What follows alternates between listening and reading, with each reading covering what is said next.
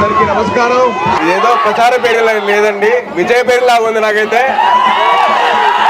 ఇవాళ నేను ఒక గురువుకి శిష్యుడిలా రాలేదు, ఒక మామగారికి అల్లుడిలాగా రాలేదు, ఒక సేనానికి సైనికుల్లా వచ్చాను. ఆ సేనాని కోసం సైనికుల్లా వచ్చా కాబట్టి మీరందరూ దయచేసి మే 11 ఏం చేస్తారు? మన గుర్తు ఓట మోగిపోవాలి. ఏం మోగిపోవాలి? ఓట మోగిపోవాలి. ఓట మోగిపోవాలి, ఫ్యాన్ ఆగిపోవాలి. ఆ సత్తా ఏదో మీరు చూపించారబ్బా. ఏమీ చేయకుండానే మా మామగారు మీకోసం నిలబడ్డారు.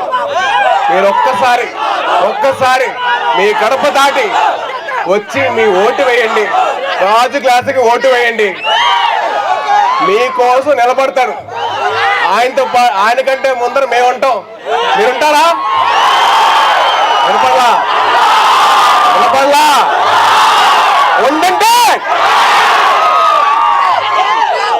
మిమ్మల్ని ఇలా కలుసుకోవడానికి చాలా ఆనందంగా ఉంది. అలాగే మిమ్మల్ని ఎప్పుడు కలుసుకుంటూనే ఉంటాను. సో దయచేసి మీరందరూ కలిసి ఓటు వేసి దేనికి? రాజు క్లాసుకే మన ఓటు, కూటమికే మన సపోర్టు. బ్యాలెట్ నంబర్ 4 మనకు ఓటు గుద్దేయాలి.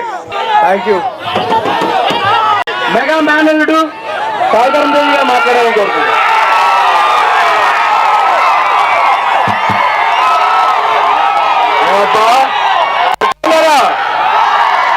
బాగున్నారా?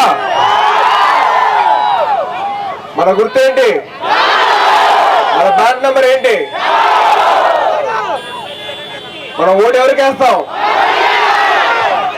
మన పార్టీ ఏ పార్టీ? మీ అందరితో ఇలా చెప్పించుకోవడానికి చాలా ఆనందంగా ఉంది. నేను మా గురుగారి కోసం రాలేదు, మా సేనాని కోసం ఒక సైనికుల్లా వచ్చాను. మీలో ఒకండి అంతే, మీలో ఒక చిన్న ముక్క నేను. మీరు ఎలాగైతే మీరు కార్యకర్తలాగా, మీరు ఓటర్ లాగా మీరు మీరు చేస్తున్నారో, ఆయనకి నేను ఒక సైనికుల్లాగా ముందుకు వచ్చాను. మా సేనాని గెలిపించే బాధ్యత ఎవరిది? మీది.